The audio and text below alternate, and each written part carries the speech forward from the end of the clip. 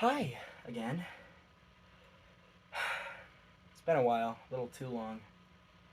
But somehow, I somehow managed to have my window open at the most convenient time for you to just crawl in. I guess I really never gave you a specific time we met, but I guess now works.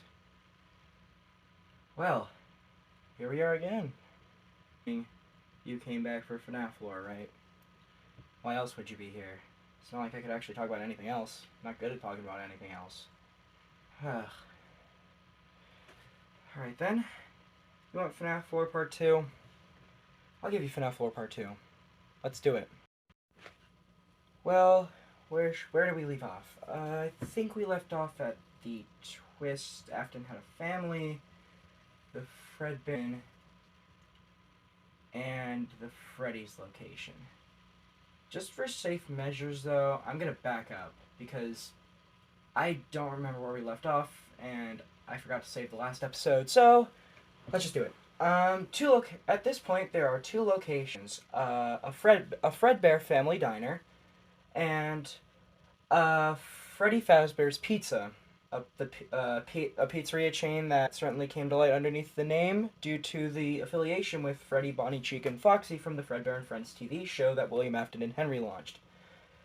They both were running relatively well for a chain that only has one dead kid on their track record, but uh, yeah.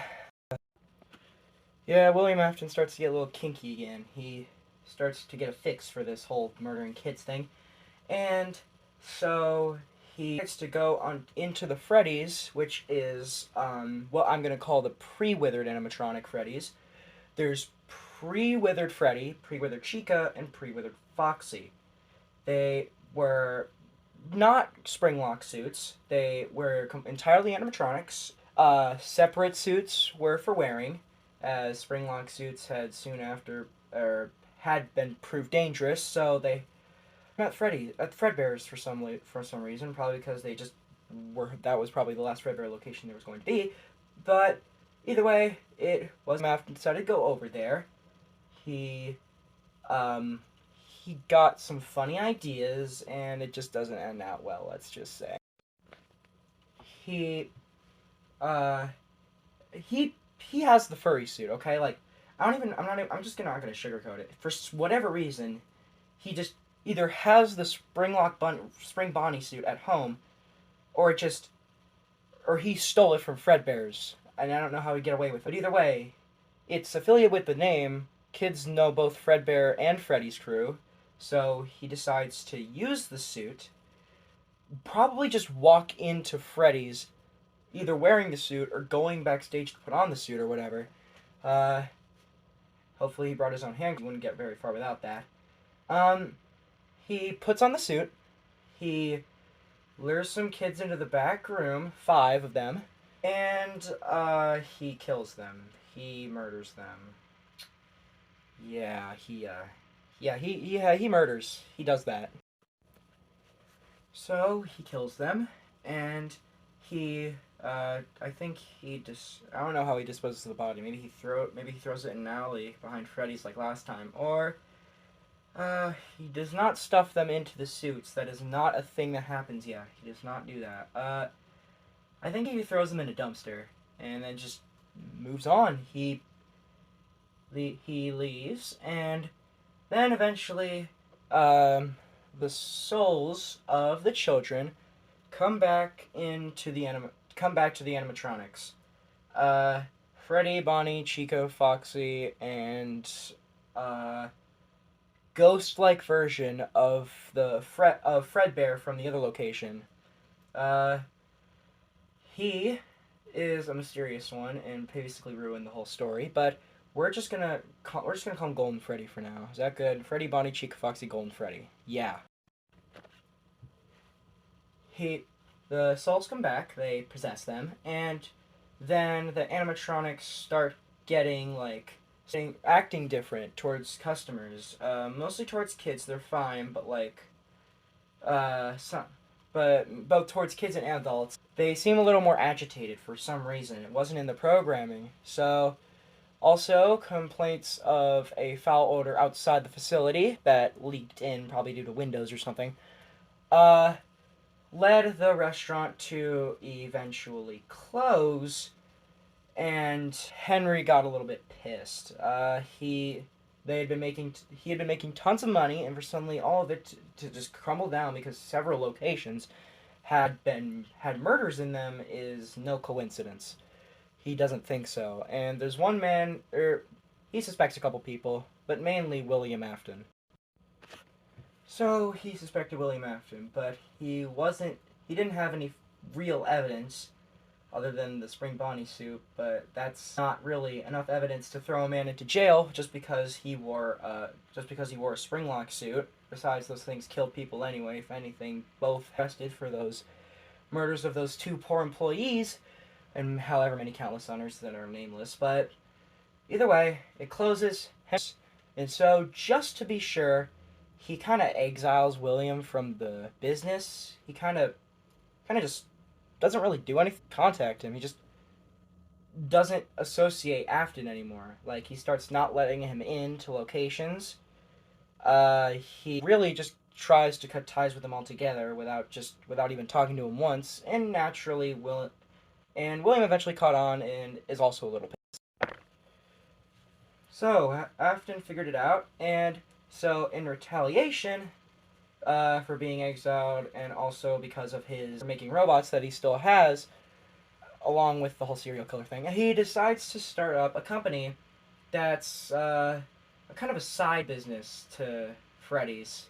He can still sneak into Freddy's, but he kind of just does his own business. He's like, fuck you, I'm gonna do it myself. And so he forms the company Afton Robotics, a company specializing in designing futuristic robots that entertain the masses. Ugh, so many robots. This William Afton is aware also at this point, William Afton is aware that the souls have come back to haunt the animatronics, mostly because whenever he snuck into the pizzeria, the souls would kind of just stare at him and get agitated. So I think he just kind of knew that way. Like, if the animatronic suddenly starts singing and staring at you with, like, twitching, you're gonna be a little skeptical. I don't know how the two together, but he does. And so he starts experimenting. He starts using the idea of an afterlife for his own benefit himself, otherwise known as immortality. He, um, he's gonna try to make himself. Realizes he realizes the power that he's just awoken in these kids. So now he wants to. But we're gonna have to come back to that one a little later because now, actually no, never mind. We're staying there. And with it, he builds a new place called Sister Location, or builds a new place called Circus Baby's Pizza World, a sister location. A sister location to Freddy's. How he got away with calling it a sister location to Freddy's after being exiled is beyond me. Maybe Henry smoked one time. You know what? Just fucking go with it, my guy. Something like that. He uses nicknamed the Funtime animatronic set. Funtime Freddy, Funtime Foxy, Circus Baby, a clown, Laura the ballerina. They're all kind of clown and circus themed, and hence Circus Baby's name, and the restaurant's name, Circus Baby's Pizza World. But these robots have a dark secret. They kind of have William's little kink in them, killing kids. They have specific parts that were designed to capture kids and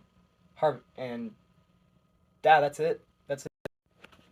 The stuff, it's revealed in the blueprints of Sister Location that, actually, this isn't appropriate.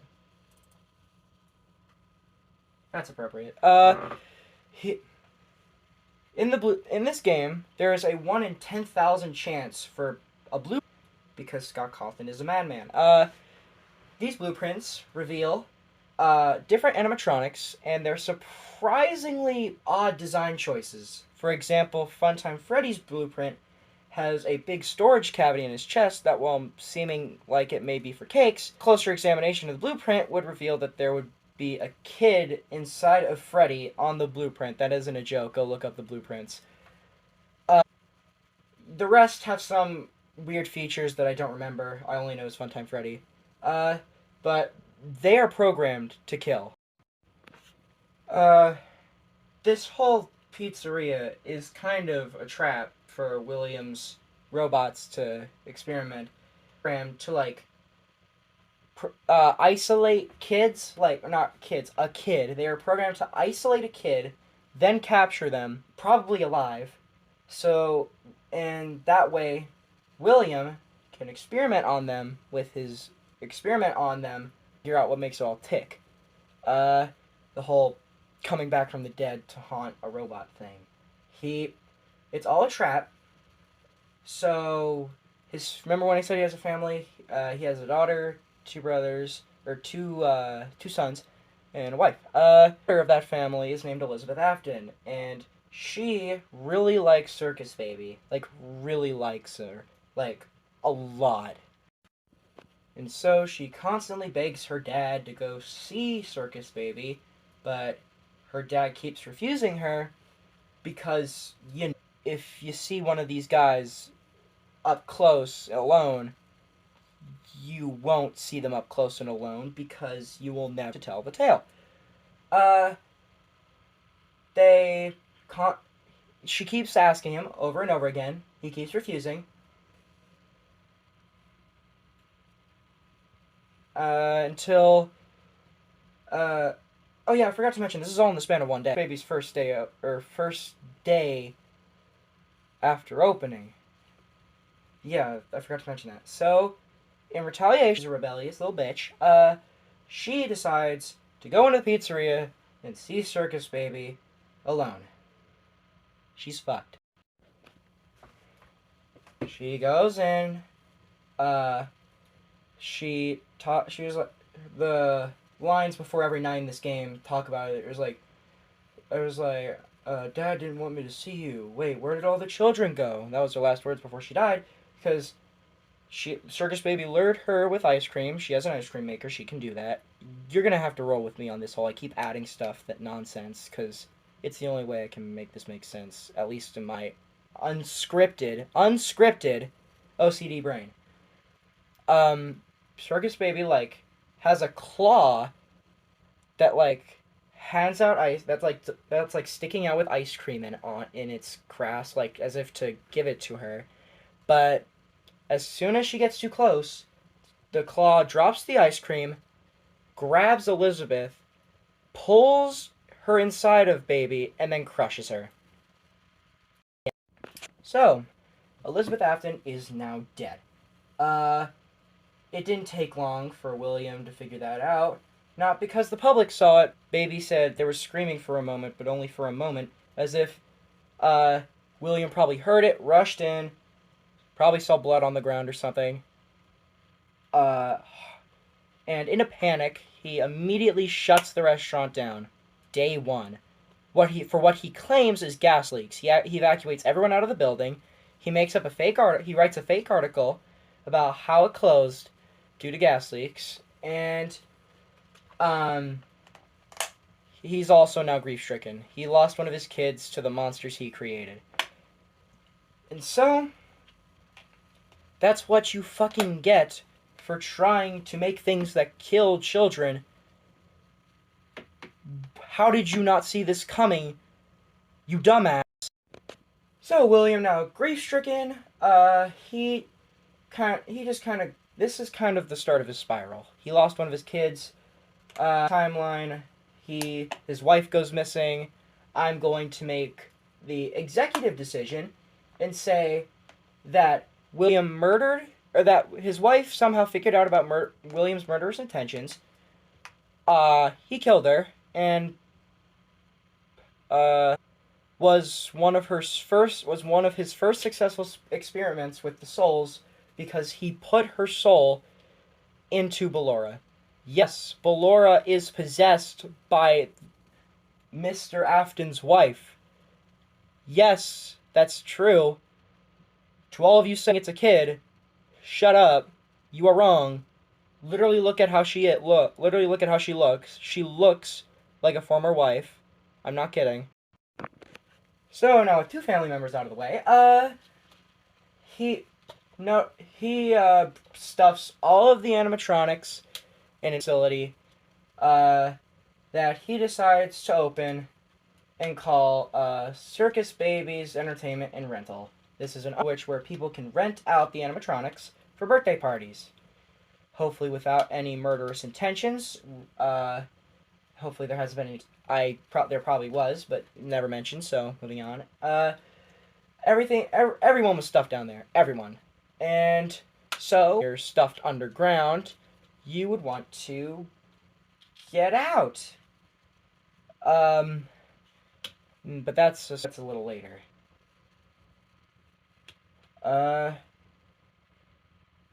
Wait. Give me a second. I gotta think. All right. Now we jump back to Fredbear's. The last survivor, for now anyway, of the original chain. William Afton's still allowed in there, I think. Yeah, he is. Yeah, he helps man the place. What am I talking about? He helps man Fredbear's. Again, Henry probably snorted crack and thought that William Afton was probably like an investor or something. He William. No, we go to the perspective of William's two sons, Evan and Michael. The latter being incredibly important in this story, but they bully each other, or specifically Michael bullies Evan a lot, and that's where it begins. Evan hates Fredbear's. He hates it he's the younger brother to Michael. Michael's the older brother. Evan hates Fredbear's with a passion. He does. So Michael bullies him a lot. Now being the controlist freak that he is, decides to utilize part of his underground facility, Circus Babies Entertainment and Rental. He makes a Fredbear plush, gives it to Evan, but Evan doesn't know that there's like a little hidden speaker in it that that another talked to him with. That being a walkie-talkie held by William Afton. William Afton talks to Evan through encouraging him to go out and do all of the minigames that you see in FNaF 4. And this is where FNaF 4 takes place. William Afton talks to him. I forget all of the minigames, but like, throughout the minigames, Evan has to, he has to go out, he has to, like, try to leave his bedroom, he, like, tries to walk around the house, he has to, work up the courage to go outside, he's terrified. Like, he's terrified of everything around him is basically Freddy's themed, because the house is right next to Fredbear's, because, you know, business closer to home. Michael Afton typically jump scares him wearing a Foxy mask from one of the Foxy from the Fredbear and Friends TV show, and the location. God, cons of not having a script. Moving on. He bullies him more. William Afton keeps talking him through the Fredbear plush, and then eventually Evan is found in Fredbear's. Evan is basically forced to go inside Fredbear's. He hates the place. He, like, literally goes under a table and starts crying. The plush encourages him to get out of the location, and he does. He goes outside, and then he, like, gets jump scared by his brother. Then afterwards, he gets locked, somehow ends up locked in the parts and service room of that Fredbear's, and the kid is, like, literally banging on the door asking for someone to help him. That poor bastard. That poor kid. Like, you gotta feel bad. And then we arrive on the last day. His birthday. Turns out the Five Nights at Freddy's 4 every day is counting down until Evan's birthday. And now we arrive at the Night 5 minigame 0 days before the party, or his birthday. He is in Fredbear's, and then he gets approached by Michael. Michael brought friends with him who are all wearing different masks. Chica, Bonnie, and Freddy. Uh, he They bully him. They're like, "Hey, they're like, guys, why is your brother such a crybaby?" And essentially, what they do is they're like, "Oh, I have an idea. Let's go let him talk to Fredbear. He loves Fredbear." And Evan was like, "Please, please, no, please." And so they literally forcibly pick him up, walk him over to Fredbear, literally say like, "I think he wants to give Fredbear a big kiss." And so, they were like, on three, one, two, and they walk up to the stage. Fredbear and Spring Bonnie are on it. They count down from three, and they shove Evan into the mouth of Fredbear. Now, I don't know if you remember I told you this, but there are Springlock suits still on that stage. And one of the things that cause a Springlock failure that I mentioned in part 1 is moisture. Getting the Springlocks wet caused them to break loose. Evan is crying as he's being shoved into Fredbear's mouth. Tears are wet. Tears land on the Springlocks. They come loose and bite down on Evan's head full force, basically taking out his frontal lobe. Everyone stands there in shock as they realize what they just done. I don't know you were fucking expecting, Michael, you literal dunce. Go sit in the corner, Michael. You literally killed your brother, Michael. You're a fucking dumbass, Michael. They rip the body out of the animatronic. It's the brain, basically essentially the brain of Evan is still stuck inside Fredbear's mouth. Blood is everywhere. Police get called. William, who was in the establishment at the time, helping another person get a costume on performance in a birthday party in another room, booked it over, saw what happened, and this was the beginning of William's dishatred toward his last son, Michael. He killed his own brother because he bullied him too hard. William Afton is now basically insane. Like that was the last little mental tick he had, was having a family, and now that he essentially lost that and hates the other, he's kind of lost. He despises Michael. It's Michael's turn. Now Michael gets abused constantly by William because of what happened. I think it was verbal, or was it act? I think it was both. I think it was just abuse in general. I think he got abused like a lot for killing his brother. Okay. Partially serves him right because he killed his own brother, but still, it's kind of fucked up. Like, Michael didn't know that would happen. Like, he didn't know what Springlocks were. He didn't know that an animatronic could do that. He didn't deserve all of it. Poor Michael, man. So we suddenly jump ahead a little bit. Michael, now a little bit older, still living with his dad because he has nowhere else to go. His dad suddenly approaches him. Suddenly approaches him and says, "Hey, I need you to go down into my old facility and help, and you gotta find your sister, Michael. You gotta find her." And then mysteriously vanishes or something like that.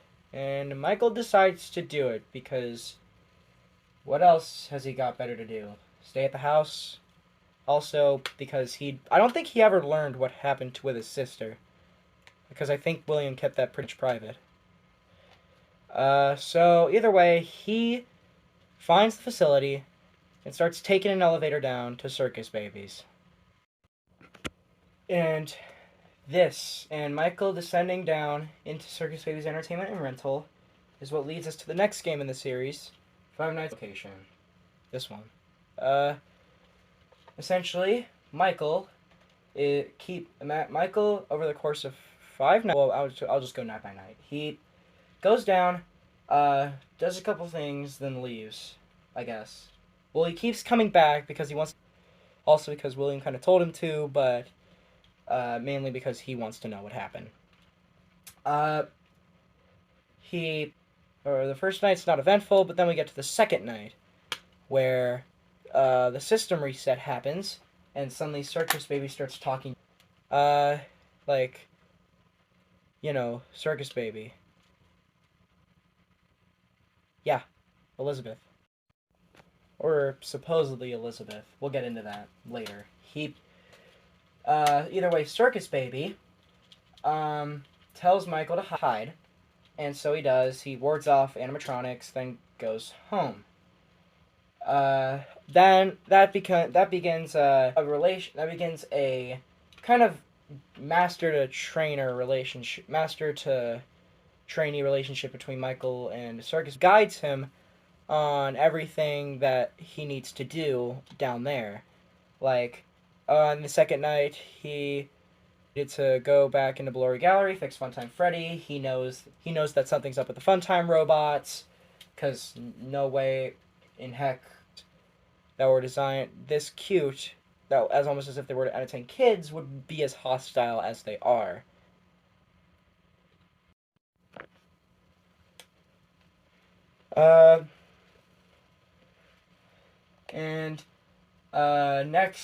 Next night, night 3, night 2 is the one where he fixed Funtime Freddy and met Circus Baby and all that. Night 3, he goes to Funtime Foxy's room. What's the Funtime Foxy's room? What was night 3 again? Fuck. Yeah, I think it was night 3. Night 3, he goes to Funtime Foxy's room to fix Funtime Freddy and the power station, which he does. And then, on his way out, Baby, who's been gradually becoming more and more, seemingly impatient, decides to just cut straight to the chase, have Funtime Foxy jump scare Michael and kidnap him. And that brings us to night 4. Night 4. Michael wakes up in a spring-lock suit. Baby basically just cut straight to the chase. She's like, you need to learn how to pretend. Pretending is what helps you to be something else. Pretending is what helps helps you play make believe or whatever, something like that. And essentially, she kidnapped him, put him in a spring lock suit, and now he's gotta keep the spring locks wound up long enough for the security cameras that are installed within the facility to find him and rescue him at the end of the night. Ballora gets he's in a place called a scooping room that essentially is meant to scoop the inside parts out of animatronics. And it happens to Ballora. She gets scooped. And so her mini-renas are kind of crawling all over the spring-lock suit, and he's got to endure that for 4 minutes. Actually, for in-game minutes. I don't know how long it was really. I'm probably assuming it was probably going to be something along the lines of 45 in real time.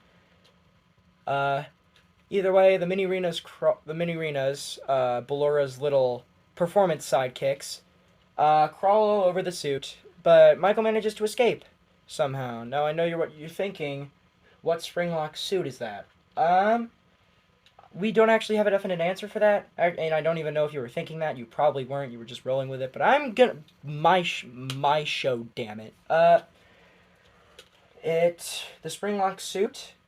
If I had to guess, was either the absent version of Chica from Sister Location, being Funtime Chica, that'll appear later in the series, or it was Spring Bonnie, or of another version of Spring Bonnie, since Baby says, I don't think it was used ever in the way it was meant to. Since, multiple suits have to be across multiple locations, probably it was just one of the Spring Bonnie suits. Maybe. I'm gonna go with the fact that it was a Spring Bonnie suit, just because never the way it was meant to be used. never used the way it was meant to be used, sounds like something that would be a suit that William killed children in. Either way, he escapes, goes home, and even though he wants to find his sister, like, I get it, you want to know what happened to your sister, but after you get kidnapped and nearly killed by what a night ago was basically your ally, why would you come back? Like, I still know you want to find your sister, but good God, you almost died. What? But either way, for whatever fucking reason, he comes back. And that leads us to the fucking story tragedy that is Night 5. Poor Michael, man. So, Night 5. He goes down the elevator. The little voice on the intercom that he listens to every night while he's on the elevator tells him that there are two other technicians, and once he gets down there and, like, turns on the little window lights, he sees that the animatronics are not on their stages, but rather there are shadows of the technicians being hanged. And because there's something on the stage, the intercom registers it as the animatronic being there. It's on both sides. The two technicians are on the stages literally being hanged. They're dead already. But good God. It was a sudden dark turn. My first time playing this game, I literally couldn't get over the fact that there was a literal depiction of a dead body in the game. But anyway, Michael is unfazed somehow. He has to perform maintenance on Circus Baby because after she came back from a party, she was in disrepair, and that's seemingly the second red flag of Circus Baby. The first being that she kidnapped you, fucking obviously, and the second is the fact that she, supposedly came back from a birthday party. And once you get past Funtime Auditorium, back into the parts and service room that you paired Funtime Freddy in, she goes like, there's some evil inside of me. Press this code in my face and take a chip so that way the rest of the evil can be destroyed and you can keep the good. So he basically repairs her, takes a little chip that's inside of her chest, and then he sends her off to the scooping room, I think, so that way she can be destroyed. But she's still with him because of the chip. It can act as a communication device.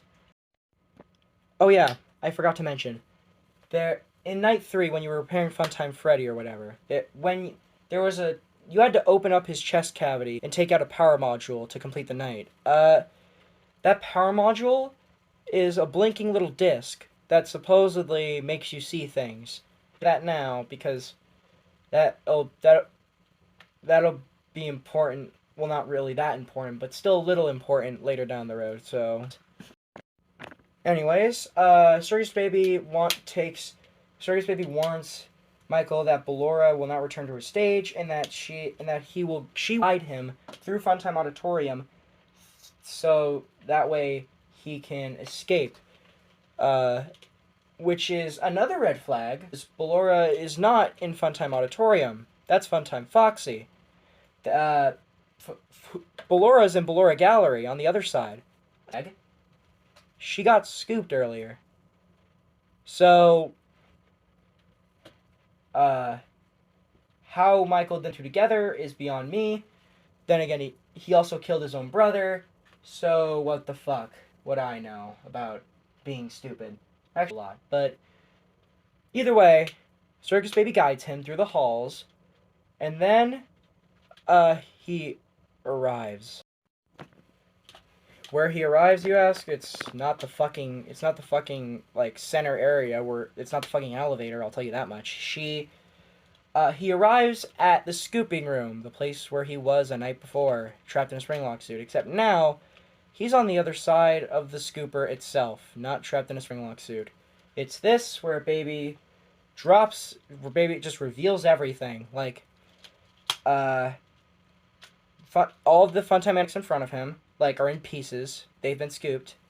And they have come together, in a sense, to form a conglomerate known as Ennard.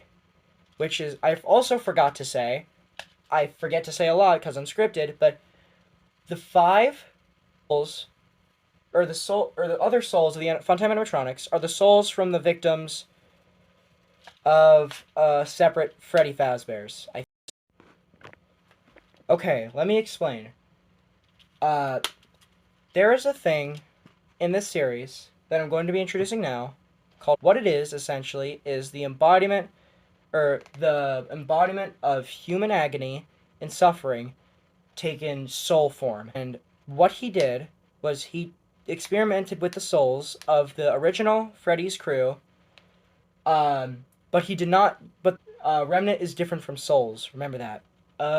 He uses the souls to create Remnant and infuse that with. Does that make sense? So the souls are still in the first crew, but the part of their essentially it's like taking a little piece and like torturing it and then putting it into these. That's essentially what Remnant is. Taking a piece of the souls, human agony. Let's move on. So Baby reveals her plan. Her plan is that all the animatronics have combined into included. They want to escape, but they can't because they're robots. So if they had some kind of thing, they would be able to get out. In that case, that's Michael. But they don't know it's Michael. They think it's William Afton. His association with the Afton family, I guess. Probably because they're the only ones who are allowed down into the facility. Either way, they think Michael, so that's why they're doing this. That's why they're doing this to him. And the animatronics fused together have a name. It's Ennard. And it's just a huge conglomerate of wires with a clown mask, essentially. It's creepy. So Ennard is made, I guess. Also, here are the animatronics in case you're curious. This is Circus Baby, Ballora and the Mini Arenas, Funtime Freddy, Funtime Foxy, and Ennard. That's what Ennard looks like. The conglomerate of wires with a clown mask. Now then. They're going to use Michael as a skin suit to escape. And that's exactly what they do. They use the scooper, but on a human. And thing is, Michael could have just stepped to the side. He didn't. There was room for him to step to the side away from the scooper, but he didn't for some reason, and so he got his insides scooped out. And what was the human version of Michael is now dead and is replaced by a puppet that is Ennard crawling inside of him and using him as a skin vessel. Yay. So, was Elizabeth there was the real question. If it was Ennard, if Ennard was the one to Michael the whole time to betray him, was Elizabeth really there? Yes, she was. Because used Baby to talk. Ennard doesn't have a voice box, so he used Baby to talk to Michael. Elizabeth was there. She's part of Ennard. So we technically Michael did technically achieve his goal at the cost of his life. And now that he's a skin suit, the animatronic Ennard, or the animatron combined, are now free to roam about the free world. At least for a little while.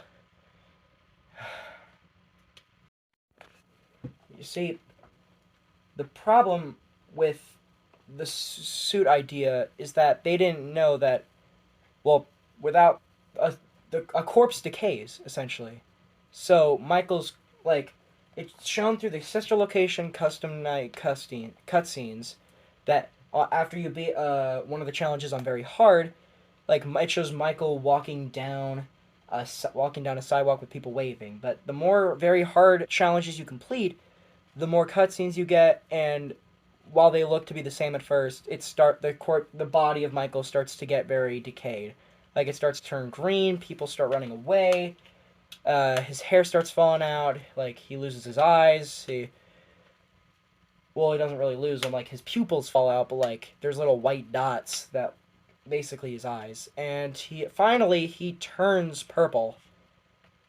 Yeah, actual purple. William Afton also called the purple guy, is him being purple is a symbol. Michael Afton is literally purple. Like, he's literally purple. William Afton is the purple man for symbolic purposes. And he's purple because his skin is basically just skin's just fucking falling out. Like, it's literally just a corpse that shouldn't be alive.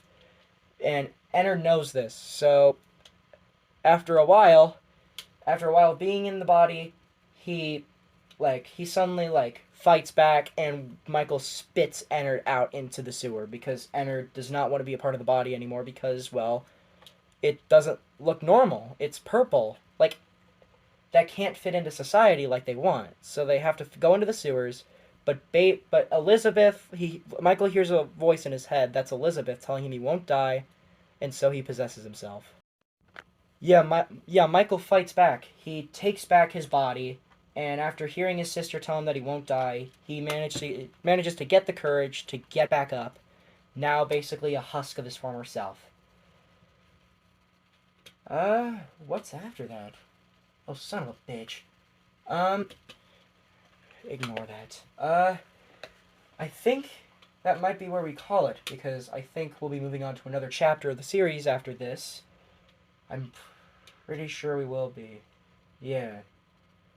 I just gonna want to... Yeah, multiple things happen at the same time, so I'm gonna let you know about that here. But either way, this is the end of FNaF Lore Part 2. We will continue at a later date, because I thought we were going to continue soon after I upload the first one, but that just wasn't the case, as theater and state testing kind of filled up my week and weekend. So at some point I will record. You'll crawl back into the little window. I won't record anything because I'm not, obviously. You'll crawl back into the window whenever you feel like it, or whenever I feel like it, and have the window open for fresh air. And then I'll inform you more about the story of FNaF. We have gone through FNaF 4 and Sister Location in one day, which is a pretty big leap. Like a very big leap from last episode. But that's essentially all for FNaF Lore Part 2. Thanks for crawling into my window again, you little freak. And, yeah. That's everything. So I guess get out. No, actually, please leave. Crawl out of the window. I have things to do. I have places to be. Come on, man. Can you just